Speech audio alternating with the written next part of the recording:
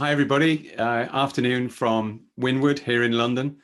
I'm Ron Crean. I'll be your host and moderator today for this session on maritime risks. The backdrop to this webinar is to discuss the maritime ecosystem. So we're really going to talk about how maritime risk is evolving, how to clear as many vessels as possible against the landscape of increasing deceptive shipping practices. So each of the groups represented here can share their thoughts on mitigating risk and enabling them to trade with confidence. So what we want to look at is, what does the landscape look like now? How's it evolving? What new thinking and solutions are around to help mitigate those risks? And for those of you who don't know Windward very well yet, if you're new to us, we're a maritime AI tech company, and we've got over a decade supporting governments, military and commercial customers. And everything we do has the red thread of risk mitigation and management running through it.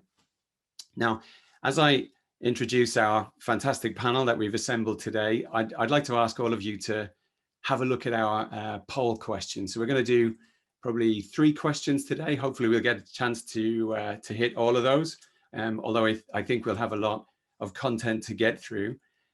We're interested in hearing your experience of resilience and how prepared your companies are for maritime risk. So if I could ask you to just have a look at that while I do the introductions. So onto our panel. I'm joined by Grant Hunter, who's BIMCO's head of contracts and clauses. Grant's responsible for overseeing development, revision and promotion of BIMCO's wide range of internationally used standard contracts and clauses that we've all used for years. Grant's been in shipping from a career at sea to a life ashore, joining BIMCO back in '97. Next up, we have Didier Valle joining us from Paris. Didier is an experienced executive in global financial institutions, notably in SocGen, where he was the group deputy CEO. Didier's got an extensive track record of transforming and growing franchises while leveraging new technologies.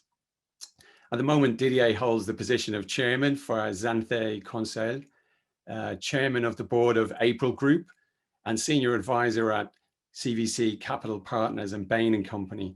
He's also very active as a business angel across the fintech sector.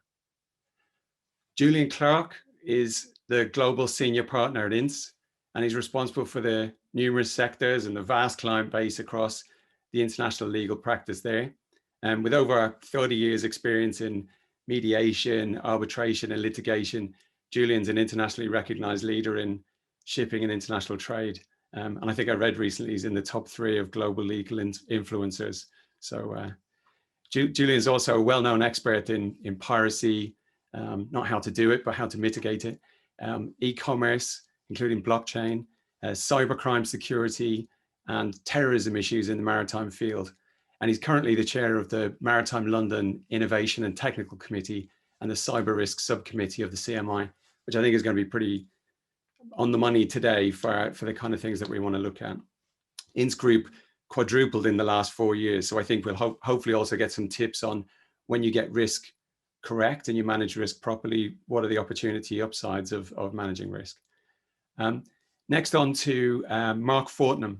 Now, Mark is a chartered master mariner. He's got an MBA from my business school, London City University.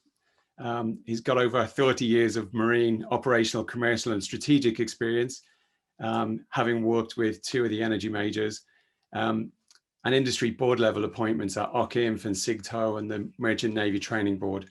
So huge experience. And Mark's most recent positions, he was VP of Technical and Vetting, leading the global team assessing and clearing vessels for business at BP.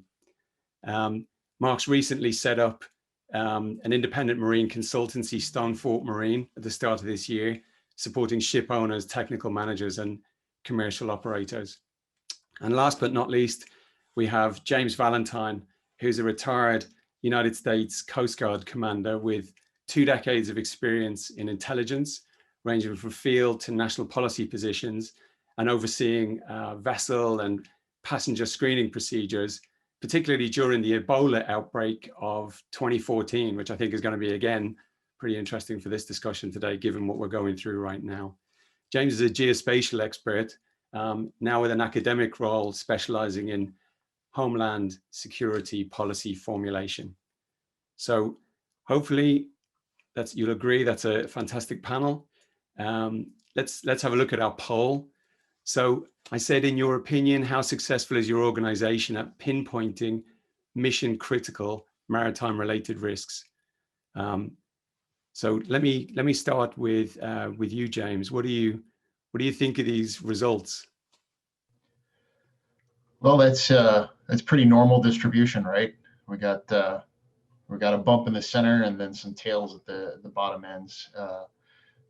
I don't think there's a lot there that's hugely surprising. I'm glad to see that a lot of people think that we've got them mostly and completely with respect to critical maritime risks. I think that's 38% of the respondents, so that's pretty interesting. Yeah.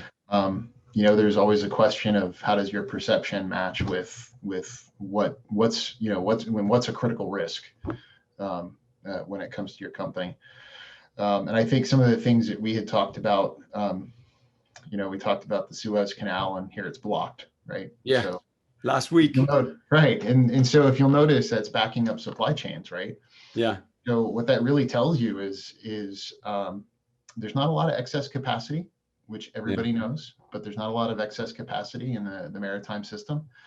And I think one of the things that people need to be cognizant of when they're talking about risk, we're really good at handling risk when it's inside that sort of 3 standard deviations from the mean, that 95% probability bolus. But when you start talking about those outlier things, that's where things get hairy. And I think we've seen that over and over again with the cascading and systemic impacts that these sort of outlier events can have. So, when I think of a mission critical risk to an organization or for national security or whatever, I'm not concerned about the 95% of things. And the reason why is because we've got the systems, we've got the knowledge, we've got the modeling. I'm sure Didier and some of the other folks can talk about that in more detail, but we have the ability to manage that. We do that really well. We identify the things that are in normal and we can manage the risk pretty well. But okay, we have a ship that's blocked the Suez Canal and look at what it's doing. What happens if the Suez Canal goes down for months? What does that do to your organization? What if it goes down for a year? What does that do to your organization? So to me, a critical maritime risk isn't, oh gosh, this makes things hard, we have to figure it out. This poses now an existential threat to your company's business model. What's going to take you out? And it doesn't matter if you can't figure out what the pathway is to get there or how improbable that is. That's the kind of thing you need to prepare for. Those are the types of things that the AI and machine learning techniques worldwide certainly can assist with, because they can identify clusters of weirdness that you need to pay attention to. The trick, of course, is aiming those capabilities at the right problem set. And you can't do that if you don't know what your organizational critical risks are. Sure. And interestingly, you said it last week. You actually said about Suez, so in terms of contingency risk, we described it as black swan events last week, but actually when I woke up this morning and saw the news, I thought, I've seen this. I'm literally, I think it was Thursday or Friday, you mentioned it, right? So you're in the right job. For clarity, I had nothing to do with that. I was not attempting to make a Nostradamus prediction come true. I don't know. Just for the sake of a webinar, it's extreme, but just for the sake of awareness, I had nothing to do with it. So fantastic. And Didier, in terms of, from your point of view, if you think about point of departure a year ago, point of arrival today, financial services not really geared up for what just happened, working from home. From your point of view, how did the financial market respond in terms of contingency plans? I think they've extremely well responded because, as you said, we had, of course, some contingency plans, but which were more limited in the scope and in the scale and in the length of let's say, having to work remotely. And I was extremely impressed by the capacity of these financial institutions to adapt very quickly, I would say in a couple of weeks, to move almost 80% of the staff working remotely. What nevertheless this has shown is that apart from, let's say, getting first well connected and get the information, you had to learn to work differently and to be using, let's say, some tools to augment your decision making, because you were not able, let's say, to communicate and to discuss with your staff as easily as you used to work. Yeah. And so I get that in this stress situation, in this unknown scenarios, clearly any tools which can augment your decision making, as James mentioned, is extremely useful for as risk manager, because bankers are essentially risk managers, to take the right decision on time. Right. Interesting. And I suppose if you think about the whole pandemic experience, maybe Julian, what do you think that we've learned from it in aggregate over the last year? You know, if you think about risk mitigation and, you know, how that's evolved. I would actually join with what James said. I think as an industry and as a sector, we've been remarkably good because of the complexities and the dangers of the sector that we operate in, of dealing with critical risk, but in the terms of normality, whatever that is in the shipping field. And I think what the pandemic's shown us is that normality may no longer be the norm. And as James said, we've got to work out how we're going to deal with the totally unexpected and the far wider global effects that we can see. For me, it's all about now being prepared, but truly prepared, being proactive, no longer just being a reactive approach to risk. And I'm minded of what Dr. Fauci said when he was talking about the pandemic and saying, you know, we'll get COVID under control. But what we need to realize is we're entering the age of the pandemics. And what that means to me in a shipping context is that, yes, we need to realize that there will be inevitable almost future medical crises that we need to deal with. So we need to make sure that we don't have a repeat of the situation, tragic situation we have had with our seafarers. But shipping in our sector are facing their own pandemic in terms of the rise of technology, regulation, sanctions, geopolitical and terrorism risk, which is all going to start focusing on our sector. And again, what's just happened in the Suez, when I saw that, you know, people talk about, when I talk about terrorism risk, and people go, oh, come on. If you are somebody that wants to be politically activated and you want to affect the world's supply chain, close the Suez Canal. You know, it's something that we've got to be prepared to. So I think that's what the pandemic has done. I think it's hopefully made us alive to the breadth of risk that the industry now faces. Yeah. And then in terms of response, what do you see this every day you know, you're on multiple committees, you see this every day in terms of what's been planned. How do we respond to that? I'm emboldened and enthusiastic about the way that the industry, in the first time in I've been doing this job for 33 years now, and I really see true collaboration coming together, not only across the obvious sectors in maritime, but more wider. And for me, greater collaboration and cooperation is the key.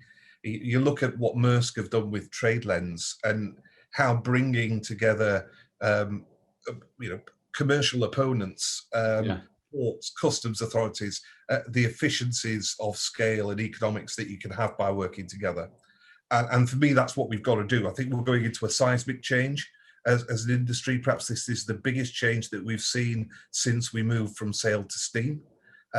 When you look at technology and what's happening and how our sectors and how the geopolitical markets are shifting. And what we need to see is greater collaboration. And for me, that includes now public and private sector. So looking for governments, for security, for military, to be working closer with the commercial shipping sectors is the future. And that's how we're going to deal with this enhanced risk. Yeah. Okay. So you're really describing interoperability, like the bridges and tunnels of shipping. connecting things.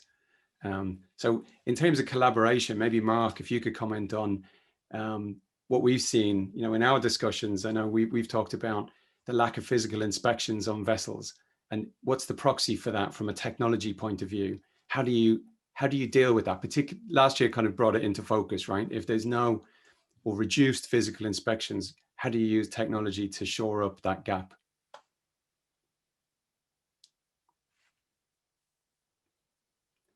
We'll do a signal from you, okay? Can you hear me? Brilliant. Oh, okay. Yeah.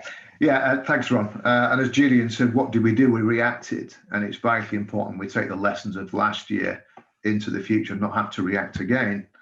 And the industry has relied upon physical inspections for many years, be that classification societies, flag states, port state control, SIRE, and equivalent in the chemical industry, such as CDI. And the industry felt that was necessary, certainly to improve quality from the very first inspections, and essential for charterers to see quality of shipping that they were about to take on business. There was a different perspective from the ship owners as well, of course.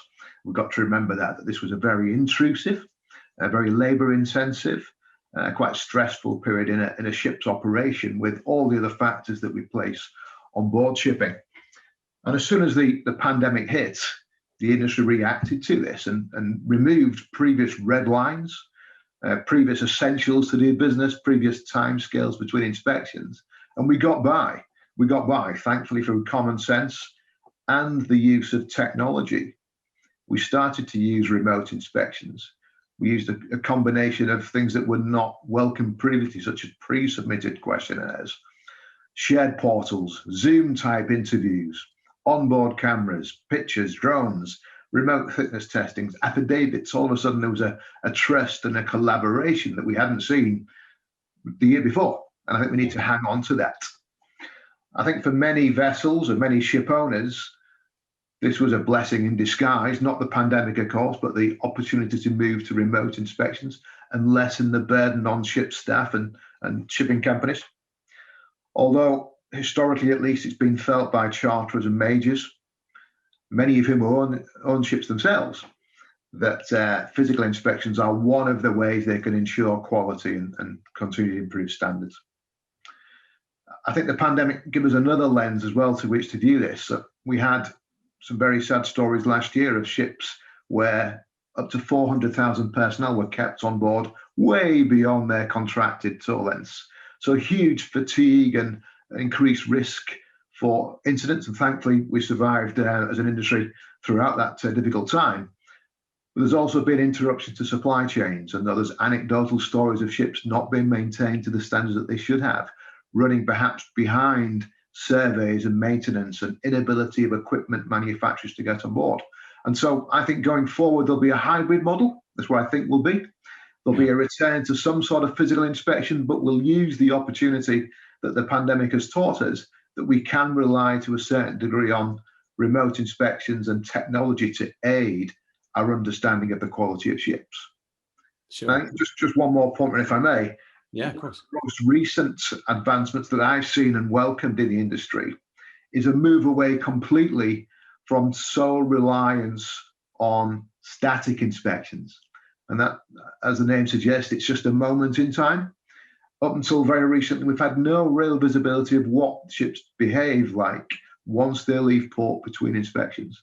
And using some of the AAS-based dynamic information that's available now in the marketplace, for me, is a very, very exciting opportunity to give us a better insight into how ships behave, but also in an unobtrusive manner to get the best of both worlds. Absolutely. And I guess the sort of follow on from that is almost so you've physically got less people looking at vessels, is the other part of the supply chain, but a similar issue where you need to start looking at electronic versions of documentation. So Grant, maybe from your point of view, I know, in the UK, we're obviously dealing with a new trading reality when you think about the EU, in addition to COVID. I read the other day, I think it was in Freight Waves, that Brexit could cause about 500,000 more customs declarations a week to be generated. And the DCSA was saying that electronic bills of lading cost about 3 times less than, 3 times more than e-bills to process. So it's about, I think it's 20 years. I think you were in a .com, I was in a .com at the time. And at the time, the sort of promise of bringing supply chains into this century had potential. So where are we now? Yeah, I think in actual fact, Ron, it probably goes back further than 20 years. It might even be as much as 30 years when we first started to see these sort of electronic bills of lading solution providers coming onto the scene.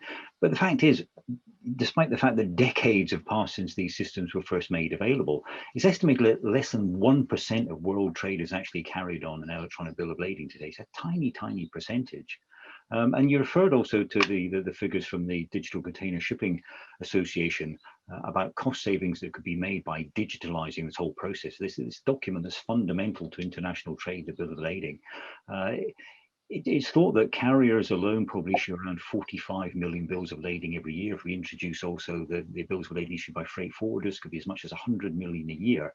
Wow. And if even just half of these people used an electronic bill of lading instead of a paper bill, the savings are tremendous. I mean, you mentioned sort of, a third of the price. It's estimated to be around about $4 billion a year in savings by moving to an electronic system. But in order to achieve this, why haven't we got there in all these years? We do need to collaborate as an industry, collaborate with the bankers, the financiers, the legislators, all the stakeholders, the carriers, the owners of the charters. Everybody needs to buy into the system. It isn't just about a technological solution. It's about getting the legislation in place to make sure that bills of lading can be recognized in electronic format in all different countries. And so there's a sizable work to be done. So it's the sort of the technological side, it's the legislative side, but it's also getting parties to accept the fact that this is a good way forward. We work in a very conservative industry. People tend to like bits of paper, but let's face it, when you talk about risks, I think, the ease of changing a paper bill of lading is considerably, it's a lot easier to amend or fraud a paper bill of lading as opposed to sort of, doing something on an electronic system, despite the fact we talk about cyber risks, they're there, but I think the paper world exposes people to greater risks. And was also one of the big risks for the shipping industry as well. If you use paper bills of lading because of the delays in processing these systems, ships are arriving in ports before the bill of lading, and owners are feeling obliged to discharge cargoes without the original bill of lading against a letter of indemnity. They are accepting a risk there. And we certainly believe at BIMCO that risk shouldn't exist. An electronic system would take that risk away because the bill of lading would always arrive at the discharge port. So, I think there are a lot of wins to be had, but there are obstacles to overcome. I believe they can be overcome. I think the pandemic has made us really focus on the way we sort of transport bits of paper around the world and the necessity for it. So I think this is really the time is now to get this achieved and, move forward very rapidly with digitalization. Yeah, absolutely. It's a really interesting area. I saw yesterday on LinkedIn an e-bill webinar is going to happen in Singapore on the 31st of this month. And one of the things that they described it as was, lots of potential. It's the future.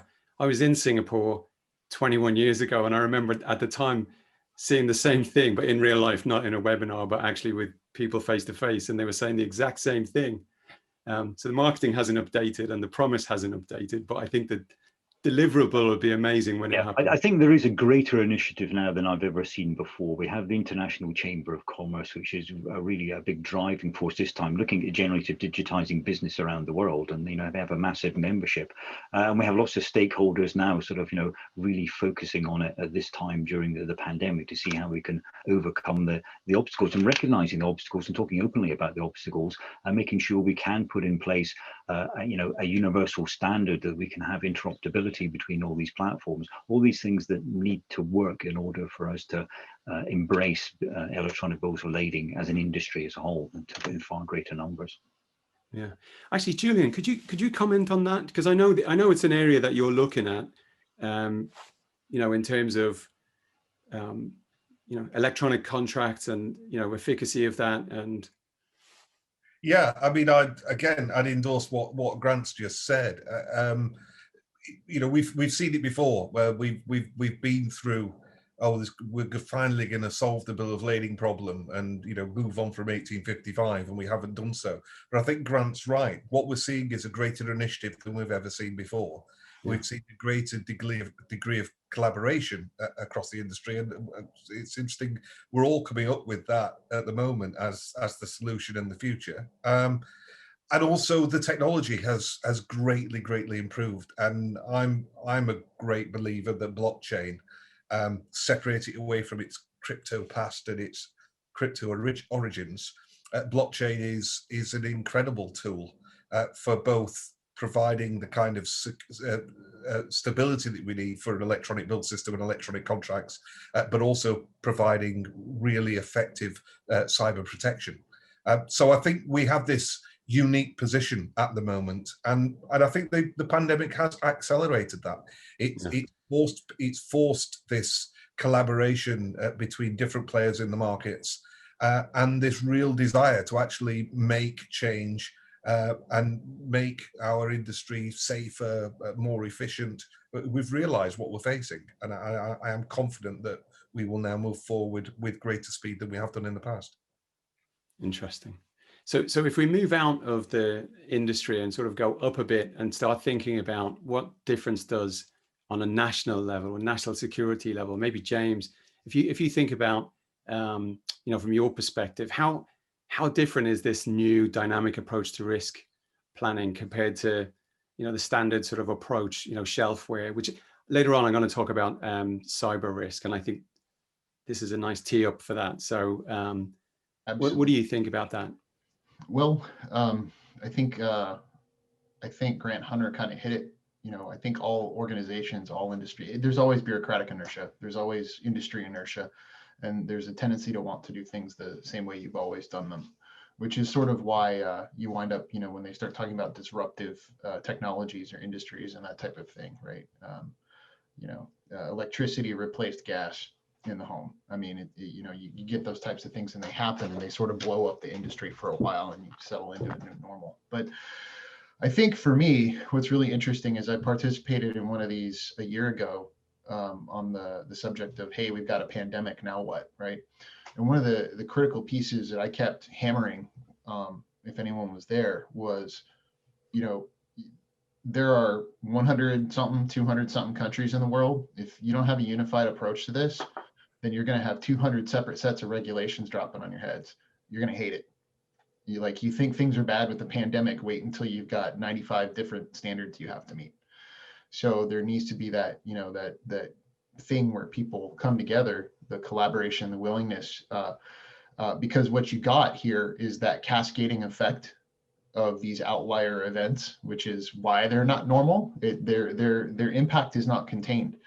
And so, if you have an existential threat to your company in the sense of a scenario that really takes you out, well, then that's something you need to be collaborating with others, potentially peer competitors on. That's something you need to be collaborating with the trade unions on. That's something you need to be collaborating with the governments on, because it's really a system. It's complex interdependence on the part of all of these systems. And if you think you're going to be able to assess risk and address it on your own, you're going to lose. It's that simple. There's no way for this to work on these big outlier things without that. And so what you're going to have is security institutions, regional bodies, international bodies, national governments, trade, and everybody else sort of leaning on each other to sort of form a protective tent when these types of things occur. But what we have to be careful of, and I think everybody who has been alive for longer than 20 years has seen this, right, is never let a crisis go to waste, because what's going to happen is right now you have this big surge of doing stuff, and if there's not something else that follows immediately behind it, that momentum might disappear. Yeah. And the thing is, what's coming down the pike? Look around. From the geopolitical perspective, I know Mr. Clark and some other folks here were talking about that. Tensions are rising. What does that mean? Are you going to be cut off from key maritime partners? Are you going to be cut off from key routes that you used to use? It doesn't matter if you can't figure out how that might develop. What matters is, here's the end state of concern that potentially blows us up. How do we cooperate and manage and deal with that? Right. Interesting. So it sounds like the last year was quite an interesting point in terms of, you know, from one nation point of view in terms of the US and the impact they had on the rest of the world, and then the follow on from, you know, OFSI in the UK in June. So if we take last May, maybe that's a good time to jump into our second poll question. One of the things, you'll see it on the screen there, hopefully, but what we're asking about is the Office of Foreign Assets Control in the USA obviously came out with their new advisory, the fourth in 18 months. We've done webinars. Julian's been on a webinar with us a year ago. So it's interesting to see how has that changed over time. Has it made any difference? You know, has it changed the landscape? We think the landscape's changed a lot. It was only a 35-page document, but the amount of conversations we've had since then about that one document is astonishing. We think it changed the market, and hopefully it'll clean up shipping. Ron, just to jump right on that, this is a great example of, you're talking about a security thing, right. So here is an event where the United States said, for our security purposes, this, and the whole world now has to adjust to that. Some of that simple power dynamics in the sense the United States, you know, big consumer, this and that and the other, right? But realistically speaking, you know, this is one of those little tiny events that has these major cascade impacts, and it's in the security arena. Yeah. If people aren't leaning on each other with respect to resilience and risk management, then again, you get a whole bunch of different approaches to dealing with this, and you introduce more vulnerability and potential ways that risk can impact the system, and that's bad for the security of everybody.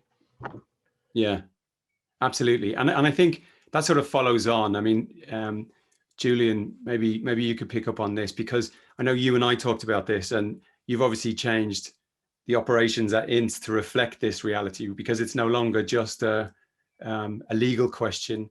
There's more dimensions to it to resolve. So can you talk about your experience of, you know, why you changed your operating model? Because it kind of goes to the heart of that question, I guess, and why it's different, why that approach is different. Absolutely, Ron. I mean, again, it's amazing listening to what James has just said. You would imagine that we'd sat down and actually really scripted this, because it links really well together. And I could, again, flowing on from what James said, I mean, love him or hate him, and let's not get into that debate. But one thing that President Trump did was he changed the world when he weaponized sanctions. And I can talk about this because it's in the public record now. I was fortunate enough to act for PB Tankers when they were put on the OFAC list, and we nearly lost the entire company as a result of that. And the lesson that taught me was a couple of things. One, you can't approach a sanctions issue as you would a legal dispute. It's a lot more than that. It's a lot more akin to dealing with a casualty scenario where you've had a collision or an explosion on board a ship. It really is all hands to the pumps. It's not just about managing what's happening with OFAC, but it's all the fallout from all the contracts. It's what's happening financially. It's what the banks are now saying to that company. It's what you're doing with your staff. It's your social media messaging. It's huge.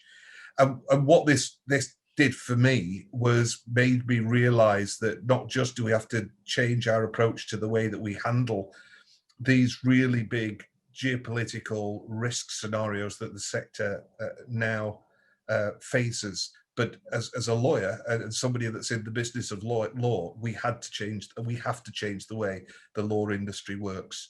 You know, technology has to be embraced to answer these questions. When I was doing with PB Tankers, I hadn't met Windward, so I wasn't working with you.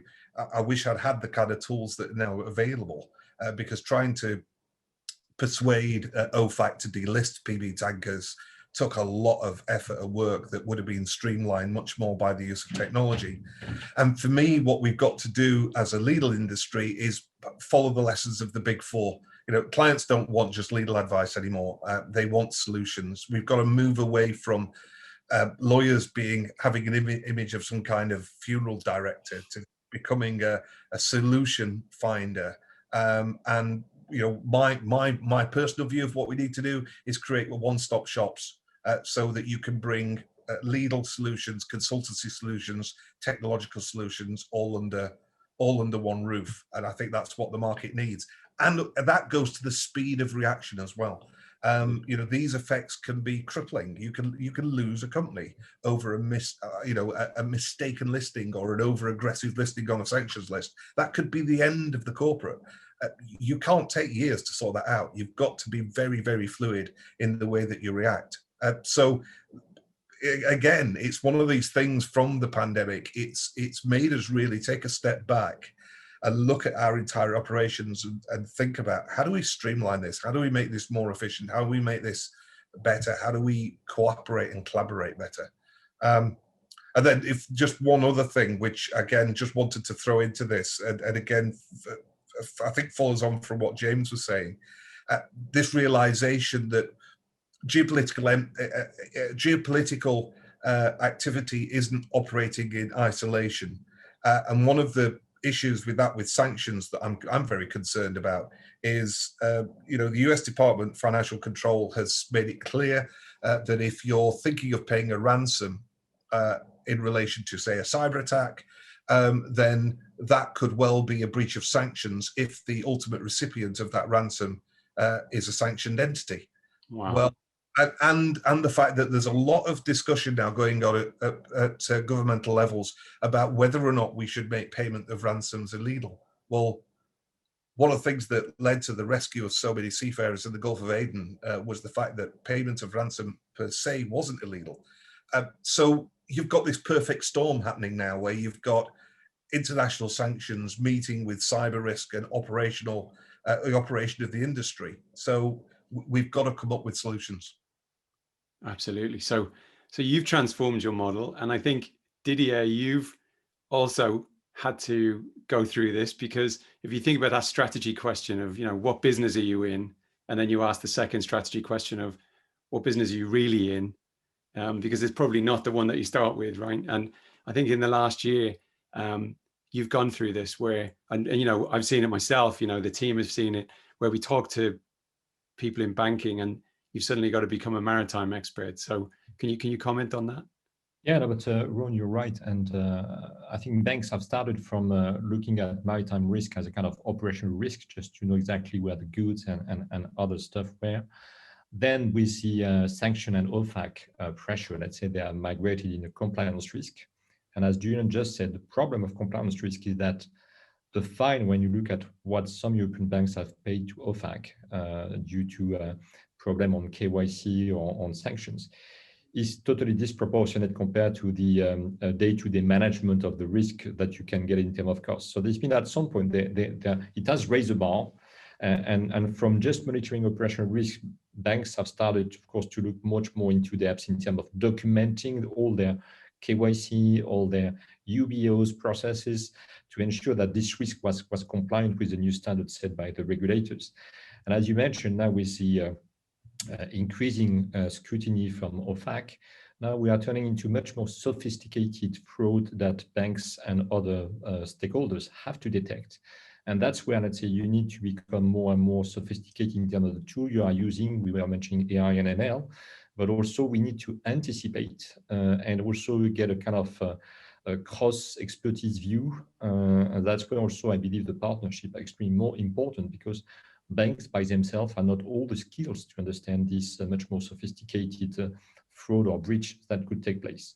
So that's where, let's say, I think that there is a competition. Banks now have to be, to some extent, state of the art in terms of understanding this maritime risk. And it's quite new, because in the past it was not where they were putting most of the emphasis, just because it was more traditional trade financing business, where, let's say, you were just doing letter of credit. So now you need to get a much more holistic and comprehensive approach of all these risks are materializing in your balance sheet first, but also in your operational and compliance risk.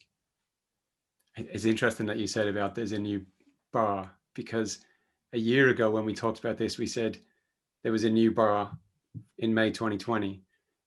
Or prior to May 2020, we described it as a new bar.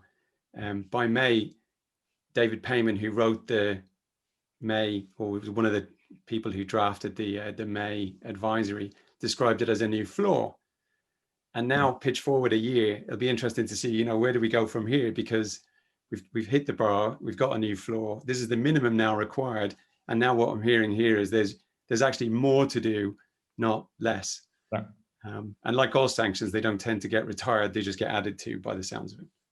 Definitely. So Didier, you're also on the board of, when you go on LinkedIn, a very long list of other businesses, whether you're chairing it or on the board advising it. What's the kind of red thread for you of all of those businesses? What is it that's emerging in terms of risks, and particularly linked to maritime and supply chain? I think that when you look at all startups are bringing innovation, at the end of the day, it's about leveraging innovation to increase customer experience, customer satisfaction. I've just seen that following the point of Julian about blockchains in maritime risk and contracts, there were some questions. We've seen a lot of smart contracts using blockchain, which first initially was a way, let's say, to simplify exchange of documents and be fully paperless. But when you look at conglomerates like Congo or Reader Trade that took place in trade finance or community trade financing, the question that we have not fixed yet is that despite the enlargement to various stakeholders from carriers, from banks, from shipping companies, and so on, those platforms have not set a standard, there is no interoperability.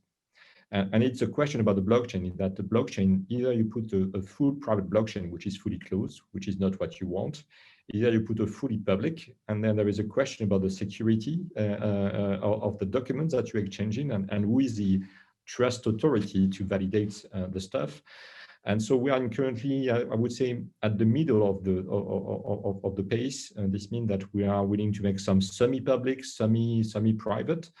No standards has taken sufficiently, let's say, momentum. Maybe at some point, let's say, large players will have to share more expertise to work for interoperability. Maybe regulators will have also to set some standards so that it will get much more traction. And for the whole industry, whether, let's say, it's shipping companies, whether it's carriers, whether it's oil producer, whether it's banks, there will be a lot of savings and a lot of simplicity. And I guess that technology is not there just to be used as a technology per se, i.e. the blockchain is not a solution to everything, but we need to find the right tools with the right process and the right standards to make really the processes of the whole industry extremely safer and simpler. And that's where I think technology can help the maritime industry. Interesting. I'm a big fan of blockchain. I think it's the subject of a whole discussion on its own, because, in our industry, based on people and trust, we're talking about a trusted third party, and for a system that inherently is trustless, in order to make it make sense. So I think it's a subject all of its own, right? So just going from blockchain to whiteboards, Grant, if we talk about what we're up against in terms of our industry, and the fact that whiteboards and pencils and Excel still dominate.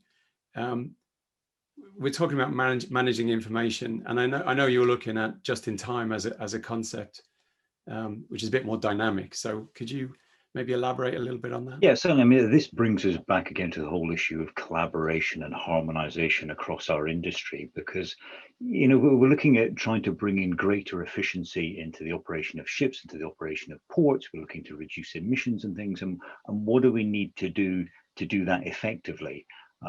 And one of the methods that we've been looking at is, just-in-time arrival for ships. We have this mentality in the shipping industry that, you go as fast as you possibly can and then just wait when you get there. Yeah. There are contractual reasons why that happens, but nevertheless, what we end up with is lots of congestion in ports. We have emissions from ships sitting around in ports. The fact that ships sitting at anchor and congested anchors is a sort of safety issue as well. And also that sort of leads to sort of pressure on ships' crews as well, rushing to get from A to B. be. But on top of that, we should be able to better control the arrival and departure of a ship in and out of a port. There shouldn't be this aspect of waiting. We do have all this technology at our disposal. One thing we should be rolling out is a sort of a harmonized means of communicating between ships and shore and different ports around the world, that we don't have all different systems in place. And to that end, we have sort of the IMO single maritime window that's been sort of pushed out, that we can hopefully come up with a common communications platform to help ships and shore communicate. But again, it comes back to the collaboration. It's not just the ports, but it's all the key stakeholders in the ports as well, from the agents and the pilots and the tug owner and operators. Everybody needs to buy into this system for it to work effectively.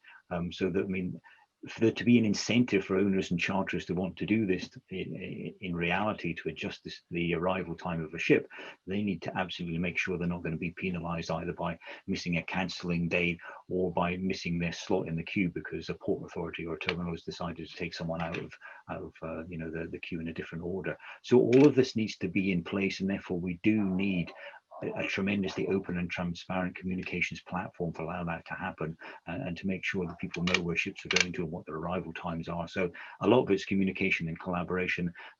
Again, I think there is a big drive towards incentivizing this thing now.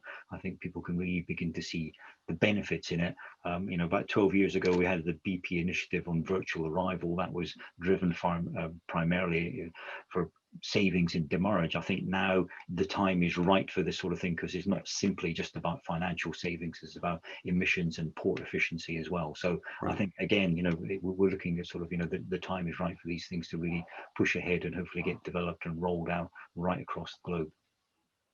Excellent. And that feeds right into your wheelhouse, Mark. So your business is all about delivering maritime insight, and we're obviously a customer. And highlighting the opportunity side of risk, which we haven't talked a lot about today. But I know you and Matt Stoney, your business partner, you've had lots of experience in different roles, in BP, etc. What are you seeing in terms of what people are asking you, including people like us? What are you being asked in terms of risk problems to solve? What's on the horizon? Thanks, Ron. And I think Grant's done me a great favour by covering a huge part of the work that we're doing. I ran the BP voyage operations team in the days of virtual arrival. And so it's no surprise that we're working with a number of companies now in the next phase of that, and looking at just in time and all of the infrastructure around that. So I think I'll briefly talk about Stonefort just for a minute. As a function of being old, we bring a combined 60 years worth of experience. We've done very, very many roles across all elements of the sector, from working in ports, so experience of the port side of receiving ships and running terminals. We've done ship technical as well as the CDD vetting. The board work we've done, working across the three lines of defence from the three lines of defence model, commercial operations, pilotage, and both sides of the shipping side in terms of engineering, marine and cargo work. So our portfolio is very wide. We're receiving a lot of inquiries. If I were to bucket those three up, the first one would probably be provision of skills and knowledge. There's a lot of companies out there that are either direct members of the maritime sector or new entrants, such as your banks, insurance companies, legal companies, IT companies such as Windward, where they're desperately short of technical marine knowledge and pragmatic application of some very, very good ideas. So a lot of our work to date has been providing that horsepower, that technical knowledge across both commercial and technical elements of the business. The other element we've seen is the compliance risk as well as the technical risk.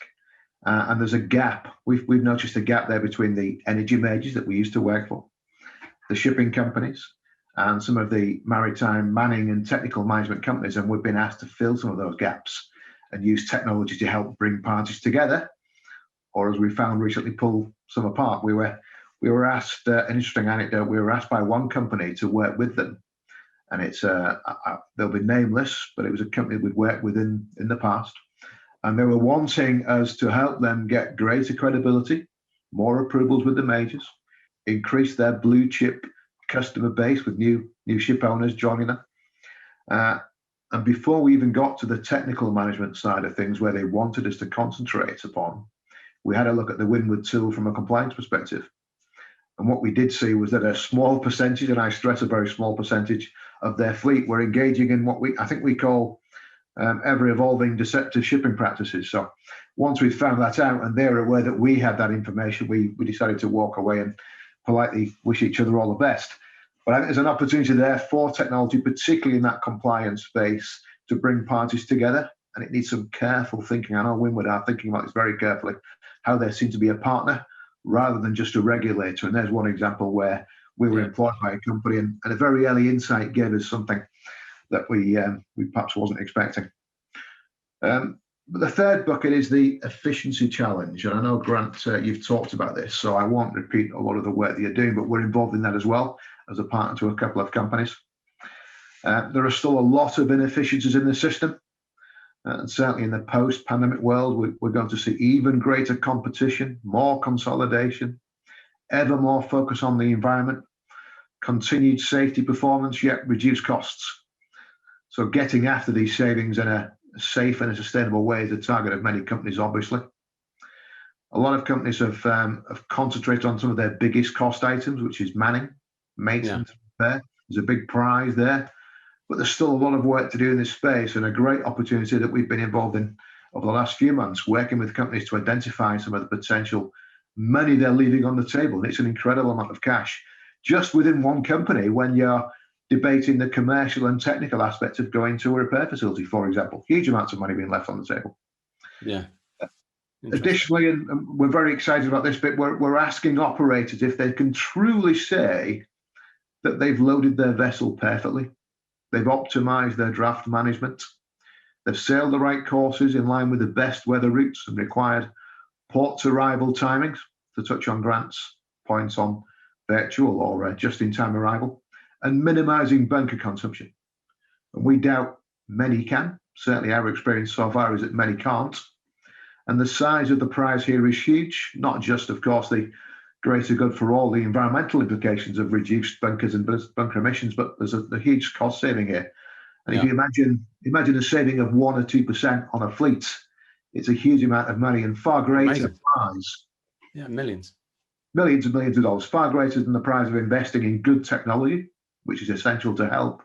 Yeah. And that combination with people that understand the business, working well together to get after those prizes. So those are the three buckets, really. It's industry knowledge, it's efficiency gains, and it's compliance and vetting is predominantly on the technical and the compliance side is where most of our work has been in the very early stages of the company. Great. Thank you, Mark. So interesting stuff. We've got 7 minutes left. And in the 7 minutes, I want to try and cover a few really interesting things. So Didier, can I just start with you really quickly on when you think about reinvention and digitalization and all the stuff you're working on as an advisor to Bain in particular, could you just comment on that, in terms of what you're seeing coming through, similar to Mark, but maybe obviously a different slant in the sense that you're looking at the financial industry. So. Yeah, I think that on the financial industry, the more you digitize, the more there is of course a cyber risk that Julian mentioned earlier, which is getting a little bit more traction. But I would like also to talk about the fact that you need to use augmented tools, but not trust them, because we are in a game of cops and robbers. This means that robbers are becoming more sophisticated the more you are trying to detect them. And so that's where you need to get the right augmented tools, which will make you the capacity, let's say, to identify the risk easier and get maybe less false positive and maybe more or transform more false negative into real positive. That will be critical.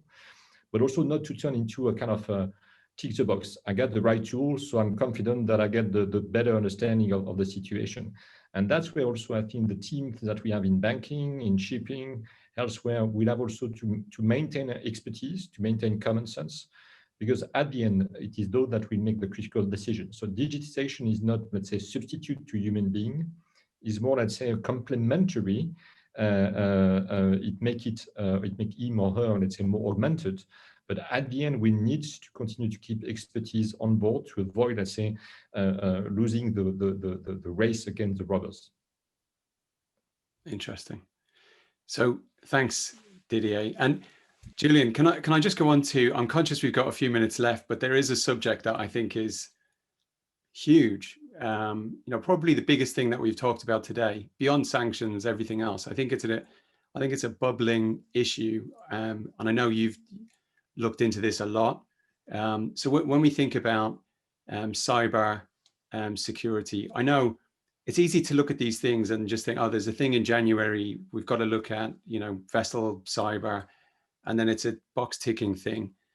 But it's bigger than that. Could you just elaborate on OT threat and explain that? Yeah, certainly, Ron. I mean, you hit the nail on the head when you said about box ticking. A box ticking approach to compliance is no longer going to cut the mustard. It's in fact, I think it's dangerous. We've got to be a lot more proactive now in addressing risk generally, including cyber risk. As you said, IMO MSC 428 came in on the 1st of January. That means that from the next annual verification of every vessel's SMS, they've got to have a cyber protocol in place. But what does that mean? What level have you complied? We've seen a stepping up of RightShip, US Coast Guard, OCIM, all in relation now looking at cyber. And it creates two issues for me. It creates that whole compliance issue, but also it creates it's identified a real lacuna in the law.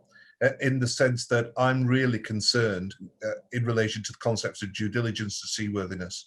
We know as ship owners and operators what we need to do in order to ensure our hatch covers have integrity, and so the ship's seaworthy. But what do we do in relation to ensuring and meeting standards of due diligence and seaworthiness in relation to cyber exposure? And some staggering statistics. I'm mindful of time, so I'm going to be very quick. A 400% increase on attacks on the maritime sector over the last 12 months, a 900% increase on attacks on operational technology over the last 3 years. And that's where this issue comes about OT, which is one that I've really been trying to bang a drum about. We've done really well to protect our IT security, so firewalls, air gaps, various systems. Think of it as your house. We've put deadlocks on the windows, deadlocks on the doors, we've put security pressure pads, we've put security lights. We've really done a good job in protecting our cyber house from the IT perspective. But attached to our house is a garage. And we haven't got that stuff on the garage, we've got a garage door locked. And so if I'm a burglar, what I do is I don't come through your house anymore, I go through your garage and break into your house that way. That's what operational technology is. It's the back door, it's the garage by which we're seeing hackers breaking in systems. And that's terrifying because not only does it allow a hacker to take over propulsion, navigation, stability, ballast systems, you name it, but it also creates a backdoor into the IT. And I've worked with an ethical hacker that I've seen him break into the entire systems of a ship within 23 minutes of putting his boot on the deck. So he had control of the engine rooms, had control of ballast, had control of propulsion, and 15 minutes after that, he'd broken into the head owner's office. He had all their financial records, he had all their data, and he even had copies of their board minutes. We need to react to this as an industry. That's amazing. Thanks for that, Julian.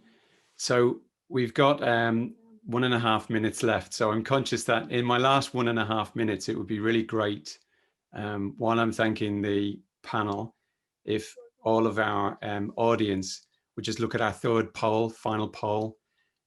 Based on everything you've heard today from this amazing panel, what is the maritime risk that you're going to invest the most attention to?